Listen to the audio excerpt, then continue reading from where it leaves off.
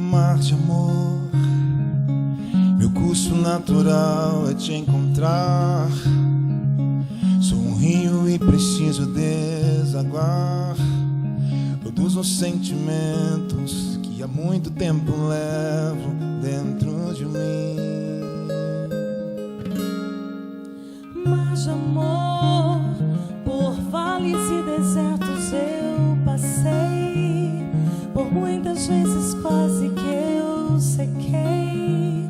Se sou rio ou riacho, eu confesso que há muito já não sei. Me alegram as chuvas de verão que descem no leito do meu coração,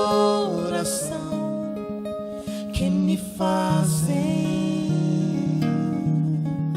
subir de nível, me deixando mais forte para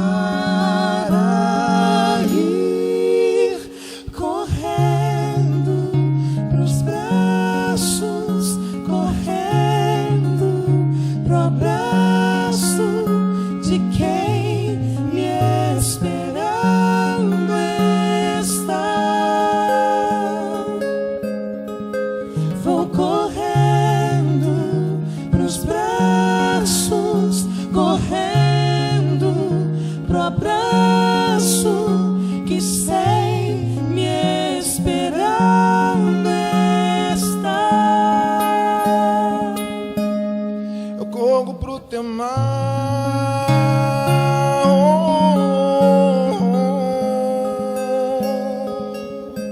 eu corro pro teu mar.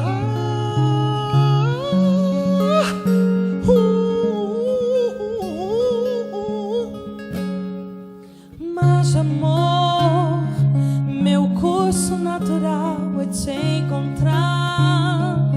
Sou um rio e preciso desaguar todos os sentimentos que há muito tempo levo dentro de mim. Mar de amor, por vales e desertos eu passei, por muitas vezes quase que eu sequei. Se sou rio ou riacho, eu confesso que há muito já não sei. Me alegram as chuvas de verão que descem no leito do meu coração, que me fazem subir de nível, me deixando mais forte para ir. O que, igreja? Correndo pros braços, correndo de quem está.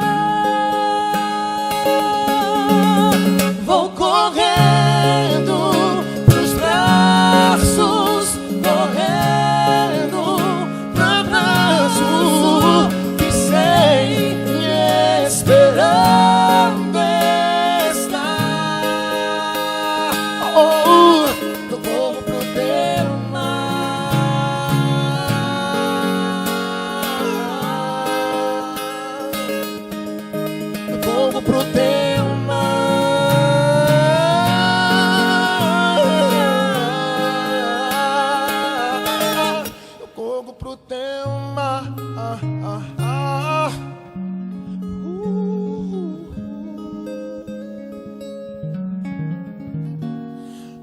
amor, mais amor, mais amor.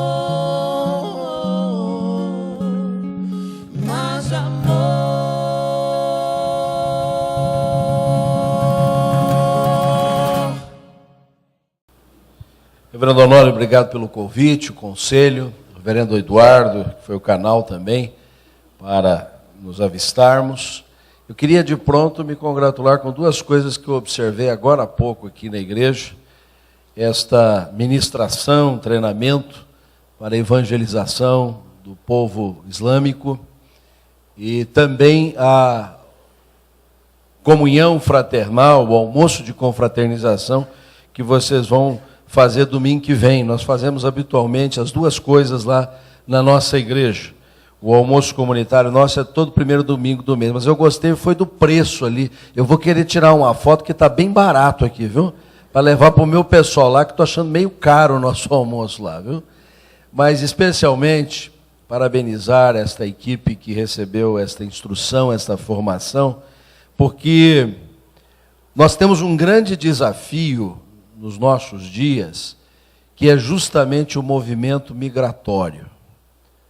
Nós temos acompanhado essas notícias, as pessoas que estão se refugiando na Europa, muita gente está vindo para o Brasil, as guerras fratricidas que estão acontecendo no Oriente Médio, na Síria, em lugares que vivem um tempo terrível de destruição absoluta. E as pessoas mais ousadas estão atravessando o Mediterrâneo sob sei lá que condições, e tentando adentrar a nações que fecham as suas portas, e nós precisamos acolher essa gente. Por alguma razão, Deus está permitindo que estas guerras tenham se tornado tão tétricas e destruidoras mesmo de nações inteiras, para que esta gente saia do seu lugar, para que essa gente caminhe pelo mundo afora. Lá em Curitiba nós sediamos desde o final do ano passado a Missão Mais. Missão Mais, exatamente como você está acostumado a falar e ler, é missão de apoio à igreja sofredora. Essa missão foi fundada há coisa de 8 anos por um dos nossos pastores que trabalhou conosco há muitos anos, o reverendo Mário Henrique de Freitas. Foi pastor depois em Belo Horizonte, depois em Vila Velha, no Espírito Santo. E Deus tocou o coração dele para ser solidário com os que sofrem no mundo. A hora que estoura uma bomba no mundo, é um terremoto no Haiti, é um vendaval não sei aonde, o Mário pega uma equipe e vai para lá. Hoje já tem 8 bases no mundo, e a sede mundial, vamos chamar assim, está no Brasil e transferiu-se para Curitiba, uma propriedade que a nossa igreja detinha por longos anos, que serviu de acampamento, agora foi, de uma certa forma, transferida para a Missão Mais, que já instalou lá a sua escola de missões, para treinar missionários para missões de toda a ordem, mas especialmente junto aos povos que vivem em situações de sofrimento, de aflição. E também um espaço de refúgio para populações que não têm aonde morar. Como fruto disso, muitos têm vindo até as nossas dependências na igreja para aprenderem português.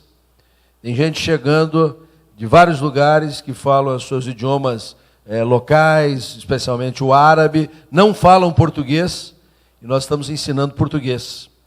E nós, com muito jeitinho, vamos tentando passar também o evangelho. Não podemos fazer proselitismo. Não podemos chegar lá com um objetivo assim, claro, evidente, de que estamos ali evangelizando. Tem que ser sutil. Mas quando você vai ensinar uma forma verbal, a construção de uma frase, a gente vai jogando alguma coisa para ensinar a língua nacional. Aí eles têm que criar raízes aqui, eles vão ter negócios aqui. Então eu creio que, mercê das situações de aflição, de perda, de destruição que estão acontecendo no mundo todo, Deus tem permitido que esta gente esteja se deslocando, e muita gente está vindo para o Brasil, porque certamente o Senhor quer falar ao coração delas, de uma maneira que talvez não fosse falar lá. A gente treina um missionário anos, décadas a fio, envia ele para estas nações, esses países. Esses missionários ficam também anos a fio para criar um pequeno núcleo, para depois de décadas deixarem alguma coisinha simples e, se eles não voltam para cá, morrem lá porque já ficaram muito idosos.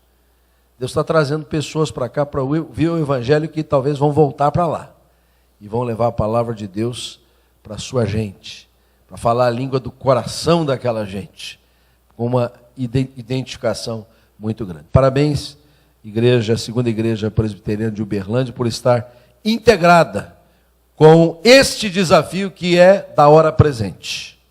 É o desafio de acolher, amar, treinar, recepcionar este tão grande grupo de refugiados. Quero deixar aqui a saudação primeira da nossa igreja lá em Curitiba, onde o Honório já esteve conosco, no Conte Casais, né?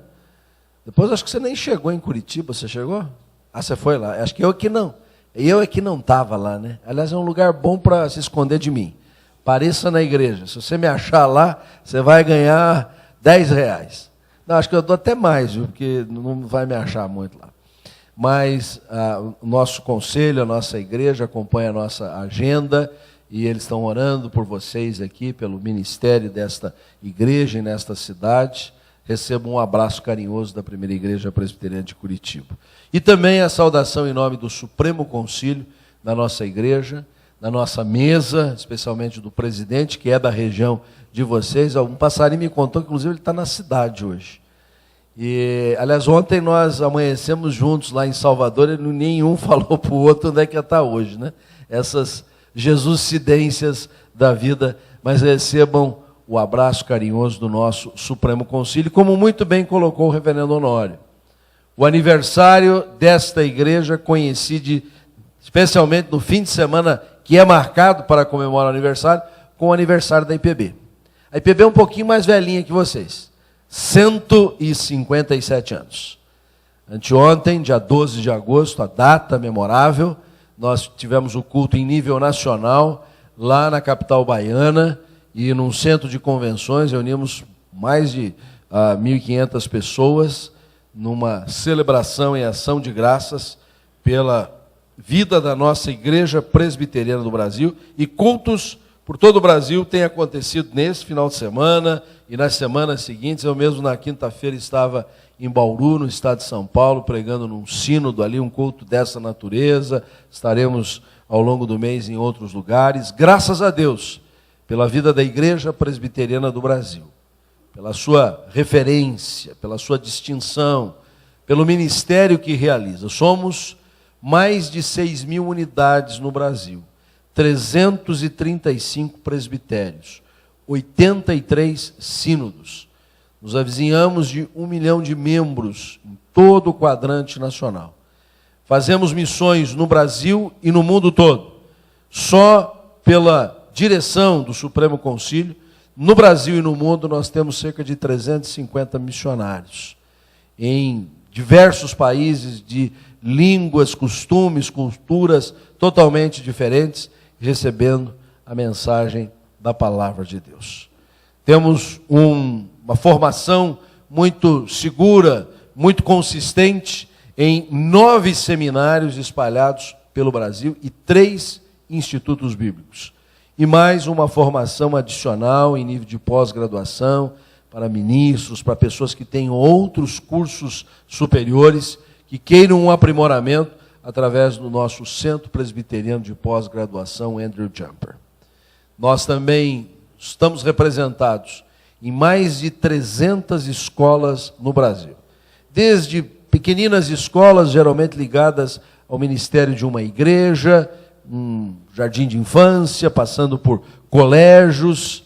O meu querido doutor Cilei e Clarice, que estão aqui, aquela escola que nós tínhamos lá em Piuí, eu tive o privilégio de fundá-la, é o nosso colégio presbiteriano, com o ensino médio já, e assim tantas escolas, e chegando até a maior escola que nós temos, com quase 50 mil alunos, que é o Instituto Presbiteriano Mackenzie, desde o berçário até o doutorado, a pessoa recebe essa formação. É trabalho da Igreja Presbiteriana do Brasil. Some-se a isso também a obra de assistência social, na área da saúde, com diversos hospitais, ambulatórios, são braços que se distendem a partir do que a palavra de Deus nos recomenda, que nós possamos pregar, ensinar e curar todas as pessoas.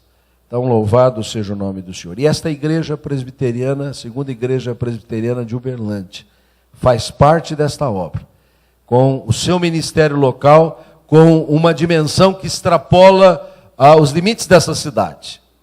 Porque vocês também foram convocados para testemunhar a Cristo aqui neste espaço e até aos confins da terra. Quero convidar a amada igreja para abrir a palavra de Deus. O reverendo Honório quase me mata do coração quando subiu aqui no púlpito e disse assim: meus irmãos, vamos abrir a palavra de Deus na epístola aos Efésios. Eu falei, vai ler o texto que eu vou pregar. Quase bateu na trave. Você começou no capítulo 4 e eu já vi que a temática de vocês está vazada em Efésios 4:15. Aliás, quero parabenizar a igreja por esse tema, presumo do ano, né? Um tema muito rico, vivendo a presença, o poder e os propósitos de Deus em comunidade, né? E eu quero convidar a igreja para lermos o texto anterior do que foi lido, Efésios 3, 14 a 21. Efésios capítulo 3, 14 a 21. Vamos colocar-nos em pé e acompanhar a leitura da palavra de Deus.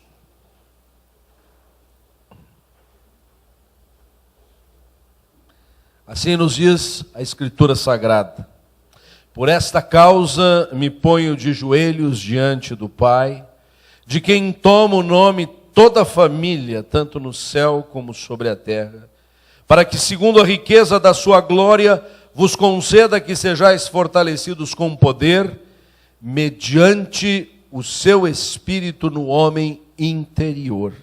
E assim habite Cristo no vosso coração pela fé, estando vós arraigados e alicerçados em amor, a fim de poder compreender com todos os santos qual é a largura e o comprimento e a altura e a profundidade, e conhecer o amor de Cristo que excede todo entendimento, para que sejais tomados de toda a plenitude de Deus. Ora, aquele que é poderoso para fazer infinitamente mais do que tudo quanto pedimos ou pensamos, conforme o seu poder que opera em nós. A ele seja a glória na igreja e em Cristo Jesus por todas as gerações, para todos sempre. Amém. Deus e Pai, fazemos nossas as palavras do teu servo do passado. A ti seja a glória na igreja e em Cristo Jesus por todas as gerações, para todos sempre. Fala ao nosso coração, através da meditação que faremos na Tua palavra, ora lida, que ela cale fundo em nossos corações, mas que tenhamos a luz do Teu Espírito para compreendermos, discernirmos e principalmente acolhermos a Tua palavra e vivermos a cada dia da nossa vida, consoante ao Teu querer. Te agradecemos, Senhor, pela vida desta igreja aniversariante, pelo seu amplo ministério, pelo seu compromisso com Jesus, por estar fazendo a obra de ministério que o Senhor confiou a ela, por estar correspondendo ao ID de Jesus, e que ela, ao ensejo desta celebração natalícia, possa ser renovada no seu propósito, possa se consolidar mais e mais na Tua presença, e sobre ela recaia o poder do Senhor, para que viva esta unidade, esta comunidade, conforme ela tem tido o seu propósito. Agradecemos a Ti e assim te pedimos em nome de Jesus. Amém. Vamos assentar, meus irmãos. Nós bem sabemos, a igreja não é este edifício que chamamos de templo. A igreja somos nós. A igreja é você, é você, é você, sou eu. A igreja é o povo de Deus. E sendo o povo de Deus, o Senhor nos constituiu em templos da sua habitação. Mas assim como este templo que nos abriga, este edifício que nos congrega, se acha bem embasado, bem fundamentado, bem alicerçado, da mesma sorte, nós como povo que se chama pelo nome do Senhor, devemos estar bem firmados, devemos estar bem arraigados, enraizados, com raízes profundas, para que, da mesma forma como estando aqui nesse templo, nós temos a segurança que esse teto não vai cair, que essas paredes não vão se encontrar no meio, e que nós podemos ficar aqui fazendo até um santo barulho, com a nossa sonorização, com o nosso movimento, que a casa não vai cair. Nós também, como povo de Deus, como templos santos do Senhor, nós devemos estar bem alicerçados, bem embasados. E é disso que eu quero falar nesta noite. Os alicerces da igreja. Uma igreja bem alicerçada. Quais são estes alicerces? À luz desta passagem que acabamos de ler. A carta de Paulo aos Efésios é uma carta riquíssima. Considero que, ao lado da epístola aos Romanos, mais densa, mais larga, mais longa, a carta aos Efésios nos oferece um grande tratado teológico. Se pararmos para examiná-la detidamente, cuidadosamente, nós poderemos ficar anos a fio. O Dr. Martin Lloyd Jones pontificou na Capela de Westminster por décadas a fio. Ele pregou Romanos durante cerca de 20 anos e Efésios pelo menos uns 10 anos. Fica um desafio aí, reverendo Honório. Na dúvida, vem aqui para o púlpito, o senhor garante mais 10 anos de pastorado só pregando em Efésios. A riqueza, a densidade dessa epístola é tremenda. E uma das características desta carta é que nela o apóstolo Paulo inseriu algumas orações. De vez em quando nós nos deparamos com pessoas que declaradamente dizem: pastor, não sei orar. Eu não estou me referindo à dificuldade de orar em público, isso é um outro detalhe. São pessoas que sabem orar em público, são pessoas que sabem orar também sozinhas. Mas quando nós entramos no conteúdo da vida de oração, quando nós penetramos no âmago do que é falar com Deus, as pessoas têm que ser sinceras e dizer: acho que não sei orar. Os primeiros a dizerem isso foram os discípulos. Os primeiros discípulos. Eles chegaram para Jesus e disseram claramente: ensina-nos a orar como convém. Como convém. E em resposta, Jesus disse: então vamos lá, primeira aula, pega aí. Pai nosso que estás nos céus, santificado seja o teu nome. Vós orareis assim. Jesus não ensinou uma ladainha, uma reza. Jesus deu um modelo de oração. A Bíblia é riquíssima em orações. Não sabe como orar? Leia a Bíblia. Leia as orações da Bíblia. O curso completo, intensivo de como orar está aqui. E nesta carta Paulo deixou diversas orações. Ele já abre a epístola com uma oração doxológica: bendito o Deus e Pai de nosso Senhor Jesus Cristo, que nos tem abençoado com toda sorte de bênção espiritual nos lugares celestiais em Cristo Jesus. E por aí ele vai. E quando nós chegamos no capítulo 3 e lemos esta passagem, estamos diante de uma oração. Oração que Paulo faz questão de dizer: eu faço de joelho. Nós sabemos que a postura de oração é secundária. Você pode orar sentado, você pode orar em pé, você pode orar até deitado. Cuidado para não dormir. Mas o cântico tem toda a razão. De joelho é melhor, de joelho é melhor. Não cantam mais esse cântico aqui, pastor? Mas não cantava nem o Deus dos antigos? Nós vamos ter que ensinar tudo de novo aqui, né? De joelho é melhor. E Paulo diz assim: por esta causa me ponho de joelhos. É lógico que ele vai fazer uma oração. E nesta oração, o apóstolo Paulo nos apresenta os alicerces da igreja. E eu queria dizer a esta amada igreja que completa 55 anos, que ela está aqui ao longo destas 5 décadas e meia, e firme, e forte, e segura, porque ela está firmada sobre esses alicerces, porque se ela não estivesse, ela já teria sucumbido.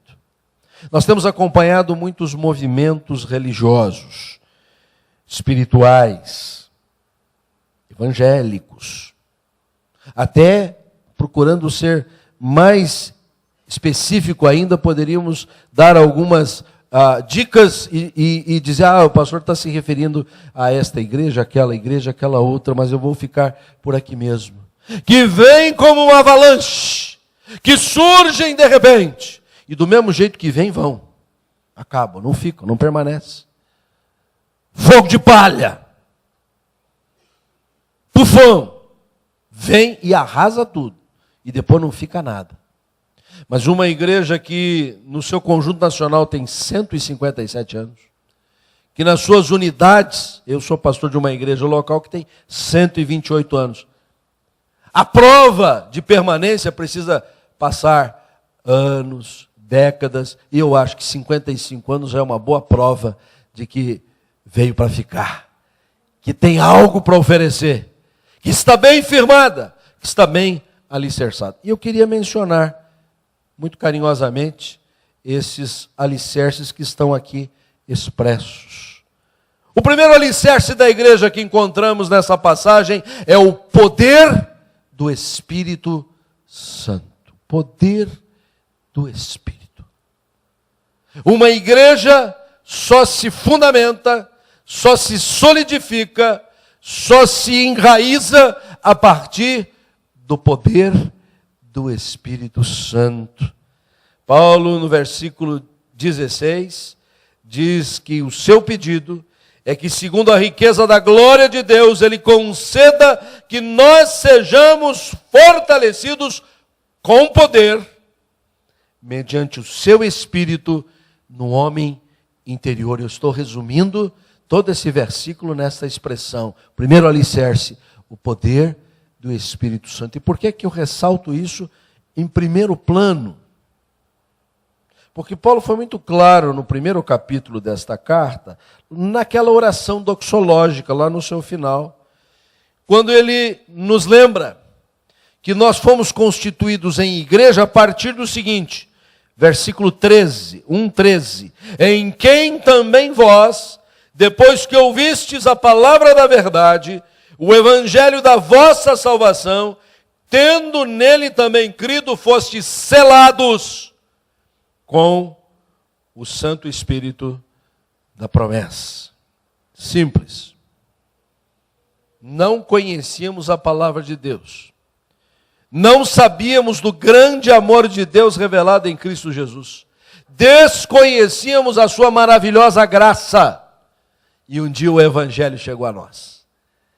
Pelo caminho mais variado possível. Vimos uma música, alguém entregou um folheto, entramos num templo, vimos um outdoor na rua, acompanhamos um programa de rádio, de televisão, alguém sentou ao nosso lado e explicou o evangelho, as 4 leis espirituais. Não sei de que jeito foi. Eu sei que nós conhecemos o evangelho e cremos nele. E botamos fé nisso. E dissemos: assim cremos. O que aconteceu nessa hora? De pronto, de imediato, Deus veio morar em nós. por intermédio do seu Espírito. E para marcar isso, Paulo diz, vocês foram selados. Não se trata do porte postal. Não se trata daquele selo que antigamente a gente usava. Quantos anos que a gente não vai no correio, né? Agora é tudo eletrônico. Aquele selo que valia o envio de uma carta. O selo aqui era o selo real, era o lacre real. Quando o rei lacrava a sua missiva, ninguém podia abri-la. Não era possível violá-la. Ela tinha que chegar ao seu destino.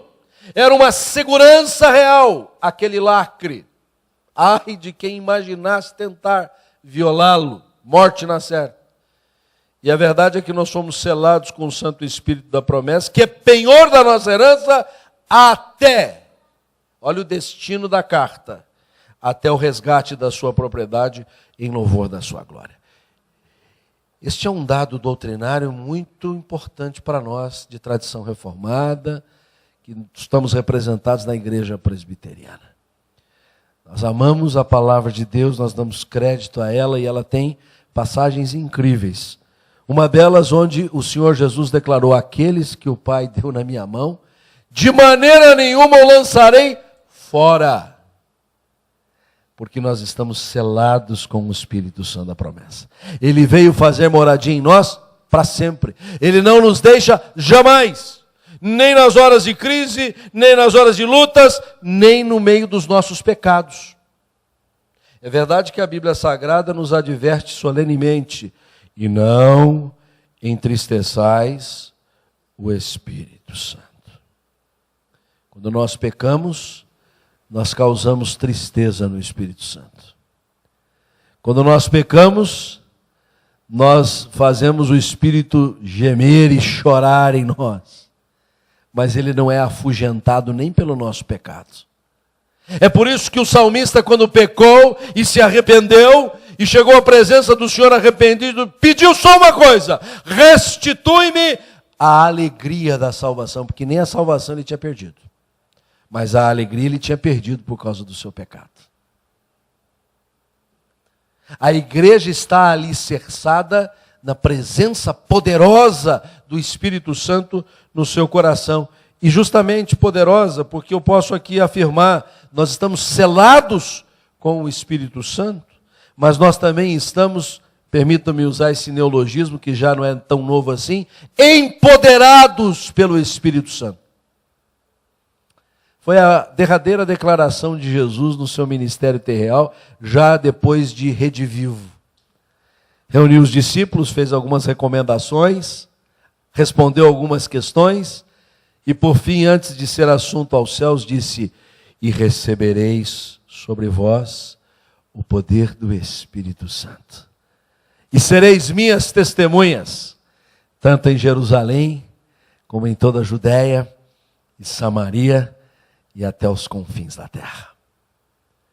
Meus irmãos, a igreja está alicerçada no poder do Espírito Santo, porque quando ela sai para evangelizar, quando ela vai, depois de treinada para a evangelizar povos islâmicos ou de outra nação, ou ir a grupos específicos, ela não vai no seu próprio poder, ela não vai na sua competência, no domínio de técnicas, na capacidade de poder discernir melhor os tempos, não.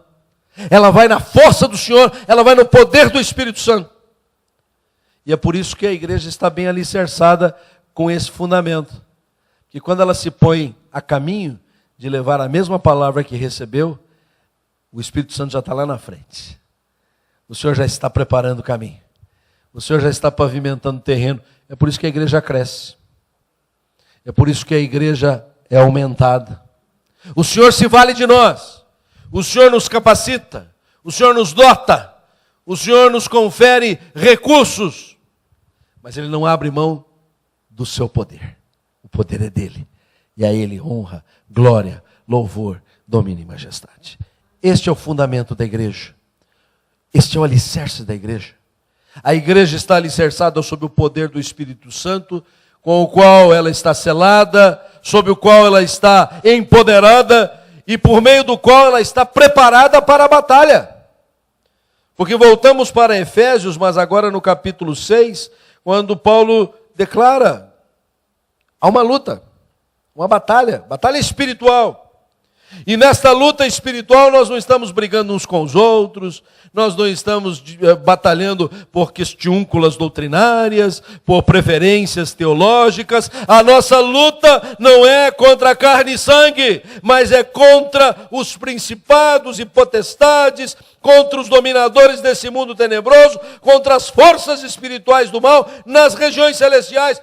Como é que a gente vai se dar no meio de uma luta desta? Não adianta a gente ter armamento bélico, AR-15, chamar a Força Nacional, que está lá no Rio de Janeiro, agora nos Jogos Olímpicos. Aí Paulo diz assim: então eu vou dizer para você como é que resolve. E oferece uma armadura, a armadura de Deus.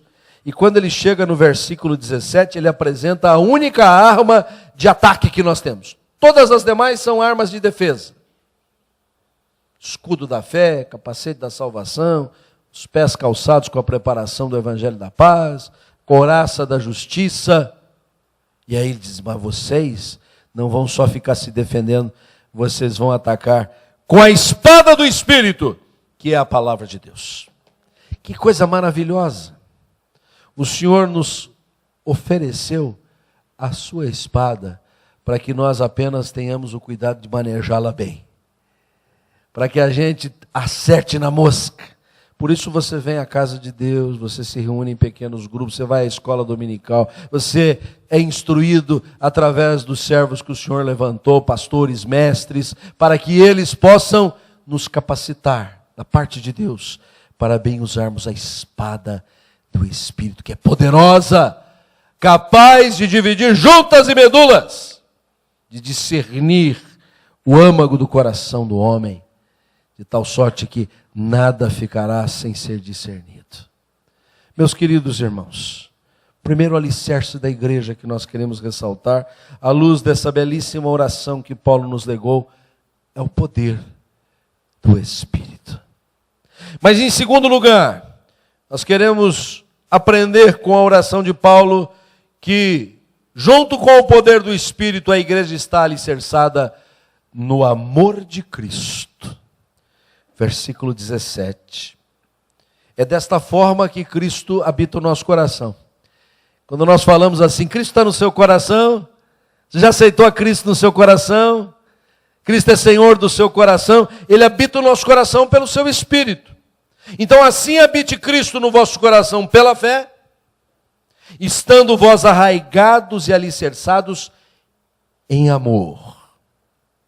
E aí Paulo usa de uma técnica para expressar a amplitude do amor e diz assim: a fim de poder descompreender com todos os santos, não apenas com a igreja local, mas com a igreja universal, qual é a largura e o comprimento e a altura e a profundidade, e conhecer o amor de Cristo que excede todo entendimento, para que sejais tomados de toda a plenitude de Deus. Meus irmãos, a igreja está alicerçada no poder do Espírito, mas também no amor de Cristo. E isto é que é a sua segurança. E isto é que lhe dá o relevo de ela alcançar 55 anos, 157, 2000 anos de história da igreja. Porque o amor é completo. Porque o amor é pleno. Porque Deus é amor. Muitas vezes a igreja, as igrejas, e aqui então eu saio um pouco da ideia clássica, a igreja do Senhor, as denominações que se fazem representar pela igreja, elas se parecem mais como grupos religiosos, via de regra com muitas prescrições e questiúnculazinhas. E aí as divergências que rapidamente sobem, assomam, tomam conta do ambiente, que a gente custa a crer que ali tem uma igreja. Tamanho o nível de contenda, rixa, malícia, até gritaria. não está alicerçada sobre o amor de Cristo. Porque este amor de Cristo, ele tem todas essas dimensões, ele vai na largura, no comprimento, na altura, na profundidade. Quando eu leio esse texto, eu lembro de um cântico antigo que a gente entoava assim: o amor de Jesus é maravilhoso, o amor de Jesus é maravilhoso, o amor de Jesus é maravilhoso, Senhor, grande amor, alto é, intransponível, profundo também, mais acessível a sua extensão, é incomparável, Senhor, grande amor. Eu não sei se Paulo se inspirou no cântico ou cântico em Paulo, acho que deve ser essa segunda opção, né? E Paulo está dizendo, quando nós mergulhamos, imergimos, submergimos neste amor, nós vamos chegar à plenitude de Deus, porque Deus é amor. E o amor de Cristo é incomparável mesmo. Não há maior. E Jesus foi claro, junto aos discípulos, pouco antes, já na sua despedida, pouco antes do Calvário, e disse: ninguém tem maior amor do que este, de dar a alguém a própria vida em favor dos seus amigos. Não há amor maior do que esse. Porque talvez até alguém se anime a morrer por alguém que seja muito bom, justo. Não há justo nenhum. Ninguém é justo o suficiente. Mas Paulo diz, quem sabe alguém se anime a dar a vida por alguém que pareça ser tão destacado, né? Pessoas que servem de segurança para autoridades, elas têm este mistério, elas têm que se jogar na frente de uma bala. Mas Deus prova o seu próprio amor para conosco pelo fato de Cristo ter morrido por nós, sendo nós ainda pecadores. E os pecadores estão sob a mira de um grande amor, de um Deus que é todo amor, de um Deus que nos ama completamente, plenamente. E assim nós chegaremos à plenitude de Deus. Mas o fato é que o apóstolo Paulo, nesta oração, na carta aos Efésios, ele diz: vocês precisam criar raízes no amor de Deus. É impressionante como nós que fomos gerados pelo amor de Deus, ninguém tem maior amor do que esse. Deus prova o seu próprio amor para conosco pelo fato de Cristo ter morrido por nós, sendo nós ainda pecadores. Nós fomos gestados pelo amor de Deus. Pelo amor de Deus. E parece que quando a gente vai crescendo, a gente vai se tornando adulto, a gente já não é mais bebezinho espiritual, a gente perde o amor de Deus. A gente passa mais a ser identificado pelos nossos posicionamentos teológicos, pela nossa competência doutrinária, pelo ministério que a gente exerce em liderança, pelo oficialato, quando nós deveríamos ser reconhecidos por aquilo que é mais fundamental, o amor de Cristo em nós, que nos constrange a amar uns aos outros. Meus amados irmãos, a minha palavra nesse ponto da mensagem é motivá-los a amarem uns aos outros. Porque toda a lei se resume nisto: amar a Deus sobre todas as coisas, com toda a força da nossa alma, com todo o nosso entendimento, e por força de consequência, amar o nosso próximo como a nós mesmos. Se a igreja não vivenciar o amor de Cristo, ela é qualquer coisa, menos a igreja do Senhor Jesus. Ela está mal alicerçada, ela está bambeando. A casa vai cair, mais cedo ou mais tarde. Não adianta ficar tentando segurar com qualquer coisa, é preciso estar alicerçado no amor de Cristo. Alicerces da igreja: o poder do Espírito, o amor de Cristo. Mas muito especialmente, quero terminar dizendo um terceiro alicerce da igreja, e hoje especialmente, a paternidade de Deus. Hoje é o dia dos pais, quero me congratular com todos os pais, entre os quais eu também me incluo. Deus conferiu-me 3 queridos filhos, e hoje o do meio diz assim: pai, há quantos anos o senhor é pai? Eu falei assim: sua irmã fez 24 anos outro dia, então é o 25º dia dos pais que eu estou apreciando. Não, pai, 25 é dela. Aí quando eu nasci, o senhor vai somando mais. Agora o senhor já tem 3, foi desse jeito, eu Eu devia somar mais presentes então, né? Eu devia ganhar de cada um deles um presente. Hoje almoçamos juntos, um pouquinho antes de eu vir para cá. Eu só ganhei 2, eu espero quando eu chegar de volta ter um terceiro lá para mim, né? Que o Dia das Mães e o Dia dos Pais só tem uma diferença, né? O Dia das Mães é o dia que os filhos vão até os pais para pedir dinheiro para o pai para comprar o presente da mãe, né? No Dia dos Pais é o dia que eles vão à mãe para pedir para a mãe pedir dinheiro para o pai para comprar o presente deles. É a única diferença. Mas o nosso Deus e Pai, Ele é pródigo em nos abençoar. E o presente que nós temos que dar para Ele é a nossa vida, o nosso culto da vida. Mas o apóstolo Paulo, nesta epístola, nos mostra que este é um alicerce que enfecha todo o edifício da casa de Deus, do templo que somos nós. Porque ele começa a oração dizendo: me ponho de joelhos diante do Pai. E Pai de quem toma o nome toda a família, tanto no céu como sobre a terra. Deus é Pai. Deus é Pai de todos aqueles que confessam o seu Filho. Deus é Pai de todos aqueles que, por revelação de Deus, reconhecem a Jesus, o nome de Jesus, como o nosso Salvador. Ele veio para o que era seu, os seus não o receberam, mas a todos quantos o receberam, Deus deu-lhes o poder. Ser filho de Deus é um poder. Poder do Espírito que vem habitar o nosso coração, de serem feitos filhos de Deus, a saber, aos que creem no seu nome. Mas, meus irmãos, é importante marcar bem que a paternidade de Deus, como um alicerce da igreja, ela tem a marca de que, mercê de nós sermos reconhecidos por ofícios diferentes, ministérios distintos, alguns exercem a liderança, acabam de alguma forma tendo uma presença mais reconhecida. O fato é que todos nós no seio da igreja somos irmãos, uns dos outros. Ninguém é mais do que ninguém. Se há alguma coisa que recai sobre nós, é mais responsabilidade. Se temos um ofício, se temos a liderança de um ministério, se estamos à frente de um segmento da igreja. Mas na essência, na qualidade daquilo que somos, não há gradação.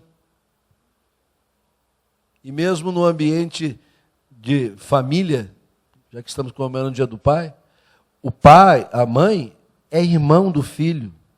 O irmão mais velho não tem precedência, é irmão na mesma condição.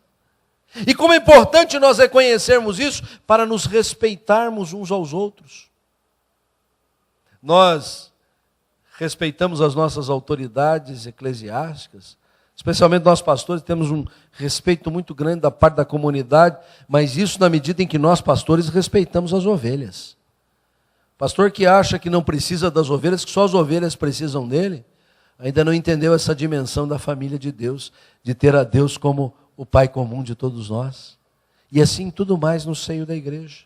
É fundamental entendermos que a paternidade como alicerce da igreja nos apresenta como a família do Senhor, onde o trato deve ser íntimo, próximo, carinhoso, afável, mas sincero, autêntico. Nesta mesma carta aos Efésios, no capítulo 5, versículo 25, Paulo faz a seguinte exortação: por isso, deixando a mentira, fale cada um a verdade com o seu próximo, porque somos membros uns dos outros. Se machucamos alguém, precisamos ir lá e nos excusar com alguém. Mas se porventura não percebemos que machucamos alguém, aquele que se machucou diz assim: você me machucou, você me magoou, você pisou no meu calo, você usou de uma expressão para dizer as coisas para mim que não foi boa. Tem muito mimimi na igreja, né? Muita gente que é machucada, mas não fala nada, fica ali. Deu na minha cabeça. Fale cada um a verdade com o seu próximo. Nós estamos num ambiente de família. Falar a verdade não significa ser grosseiro. mal educado. Podemos falar a verdade com gentileza, com lianeza, com cavalheirismo, com docilidade, com benignidade, que significa amabilidade. Sim, meus irmãos, a paternidade de Deus como alicerce da igreja é fundamental para o nosso convívio fraternal.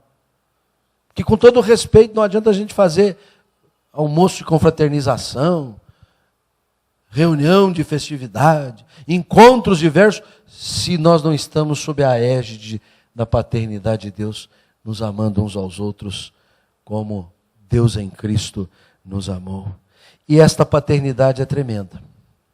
Porque se no dia dos pais a gente fica agoniado de saber qual é o presente que a gente vai dar para o nosso Pai terreal, e para o Pai celestial a gente sabe que é doar a vida, o que a gente sabe é que o nosso Deus e Pai é extremamente generoso.